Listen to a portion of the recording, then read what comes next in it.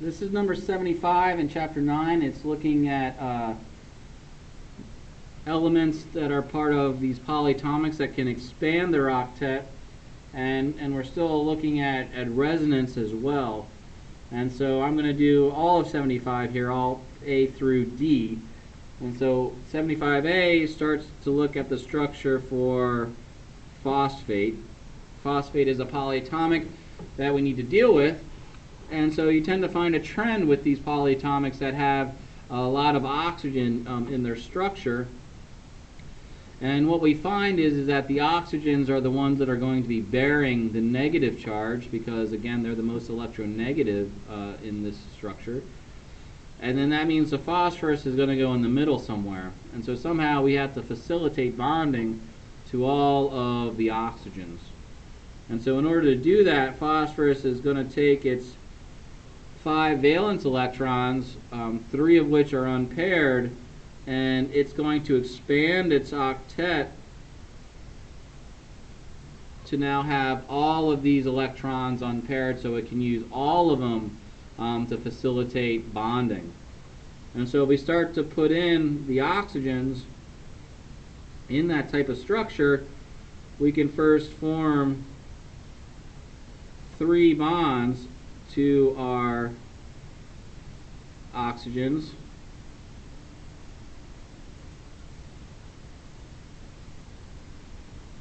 And then we still have 2 that are left over on the phosphorus that we haven't used yet. But I'm stopping here because we still need to add our -3 charge. And so I'm going to add 1 electron there. I'm going to add another electron to that one. And then I'm going to add a 3rd electron to that oxygen. And so that means the 4th oxygen that needs to be incorporated in this structure would need to be part of a double bond, since we've already accounted for the -3, and phosphorus needs to have 2 bonds in order to have a formal charge of 0. Oxygen needs to make a double bond as well. And so we end up with this as our structure for phosphate.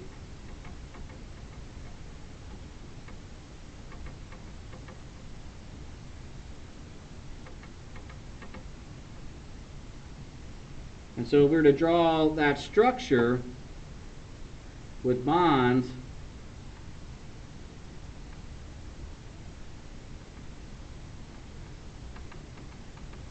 we end up with this representation.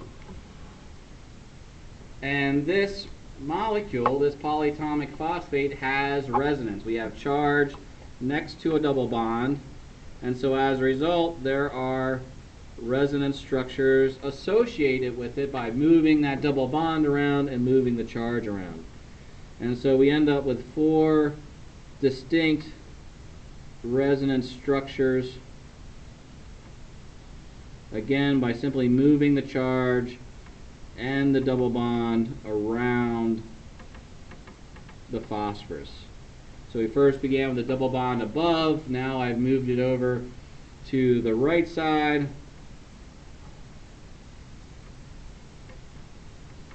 Now I'm going to move it to the bottom.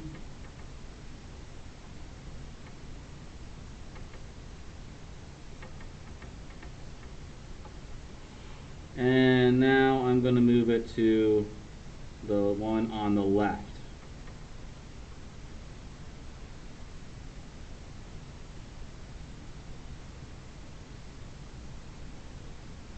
And then moving it lastly then generates the initial structure.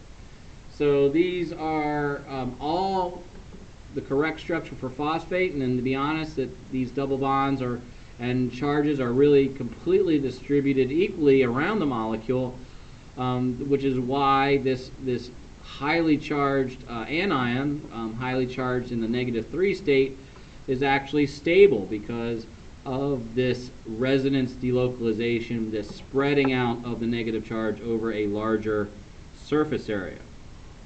So that's part A.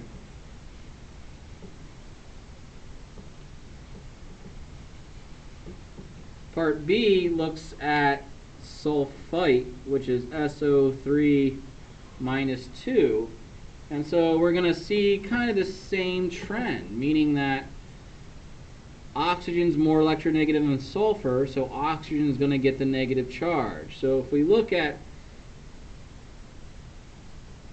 these elements, we're going to have two oxygens which are going to be negative because we're going to give them an electron because of that negative charge. But one is going to be neutral. So somehow we have to facilitate bonding with sulfur and these three oxygens so that we have two single bonds with the oxygens that are negatively charged because that's what they have room for, that one electron. And then we're going to have a double bond to the other oxygen. And so we can't do that with sulfur as it is shown here. If we were to count up the number of bonds required, we need one bond for that oxygen, we need one bond for the other similar oxygen, and then we need two bonds for the last oxygen. That means that sulfur needs to have the ability to bind to 4 of those unpaired electrons. That means sulfur needs 4 unpaired electrons. And so sulfur is going to expand its octet, but it's not going to expand it the full way. It's going to keep one lone pair. And so here I've broken one lone pair and split it into 2 unpaired valence electrons, but I've kept the other lone pair as is. And so now that sulfur has 4 unpaired electrons, it can bind to those 3 oxygens in this manner. We would have, let's say, 1 oxygen sulfur single bond and that negative charge. We can then have another oxygen sulfur single bond and that negative charge again. We still have the lone pair on the sulfur, and the sulfur now has 2 electrons left, which is going to use to bind the last oxygen. And so what we end up with is a structure that looks like this if we use our bonds.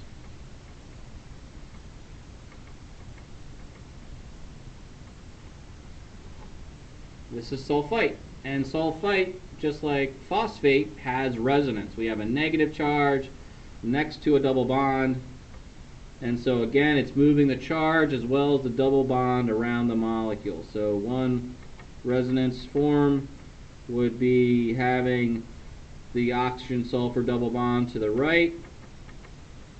Another form would be to have that oxygen sulfur bond at the bottom, and then yet another resonance structure would be having that double bond at the top.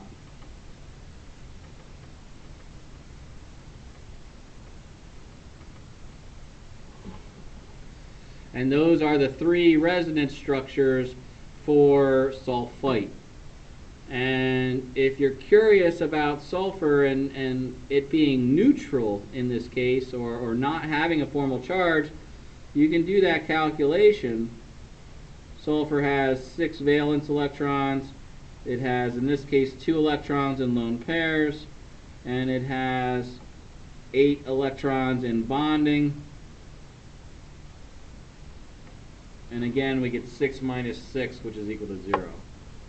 So even though sulfur didn't fully expand its octet, it only split up 1 lone pair, it still is neutral. That is part B, looking at sulfite.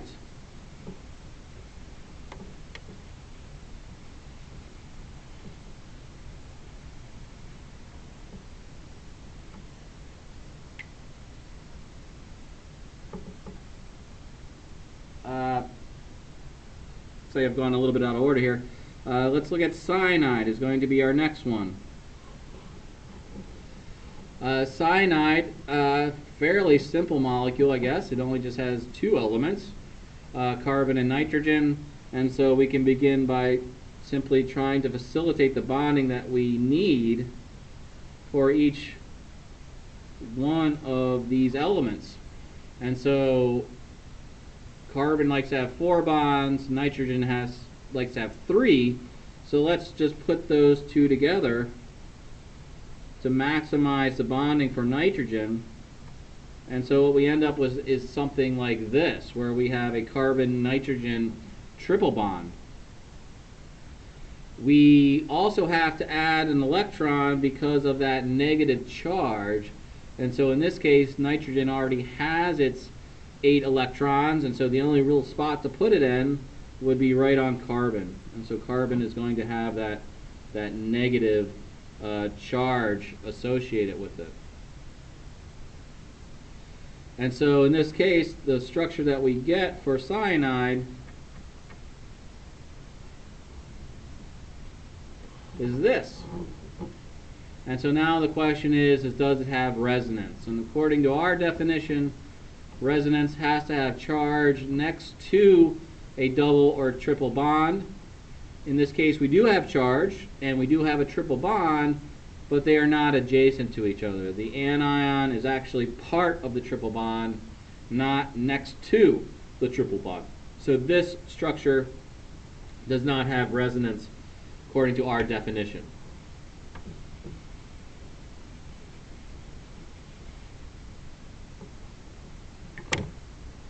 The next one is ClO2 minus 1. And so again, we're going to find that we have the same kind of pattern that we noticed for phosphate and with sulfite, which were prior ones to this question. We have chlorine, which has 7 valence electrons. We have oxygen, which has 6. And so if we're to put our negative charge, because we have that -1 charge on the molecule, where are we going to put it? Oxygen is more electronegative than chlorine, so that is where we should put it. But if you didn't know that fact, you'd have to come to that realization anyways, because if we put 1 electron into chlorine, well then it doesn't want to bond at all. So really we want to put one of these electrons, that extra electron, into one of the oxygens to give it that -1 charge. So chlorine, even though we're used to halogens having only 1 bond, chlorine is in the 3rd principal quantum level. And so that means it does have 3d orbitals, and it can expand its octet just like phosphorus can, just like sulfur can as well. And so that means that for chlorine to bind to each one of these oxygens, this oxygen just wants 1 bond, while that other oxygen wants 2. And so that means that chlorine is going to need a total of 3 unpaired valence electrons in order to do this. So that means chlorine is going to expand its octet, but it's only going to break apart 1 lone pair. And so we're going to have 3 unpaired electrons, but then we're still going to have 2 lone pairs that have not been changed. And so now chlorine can actually bind to the 1 oxygen using its 1 unpaired valence electron. That will be the oxygen that has a negative charge. It can also now use the last 2 unpaired valence electrons to make a double bond with the other oxygen, so that that oxygen is neutral, and then this chlorine still has the 2 lone pairs. And so we end up with a structure that looks like this, where we have a single bond between the 1 chlorine and the 1 oxygen. That oxygen is negative, and then we have a double bond between the chlorine and the other oxygen, with chlorine having 2 lone pairs of electrons. This structure also has resonance. We have a negative charge next to a double bond, and so as a result we have another form where that double bond has moved around the molecule, as well as that charge moving around the molecule. And so these would be the 2 resonance form for chlorine dioxide. Chlorine looks a little funky in this structure. Let's see if it is neutral. We already have the charge for the molecule, so that means that the chlorine must have a 0 formal charge as well as the oxygen that's double bound. I think we're familiar with the oxygen. It should have a 0 formal charge because it's just used its 2 unpaired valence electrons, but let's look at chlorine. Chlorine has 7 valence electrons. It then has 4 electrons in lone pairs, and then it has 6 electrons in bonding, and so we get 7 minus 7, and indeed chlorine does have a 0 formal charge in the structure. That is the structure for ClO2 minus 1, and that is number 75.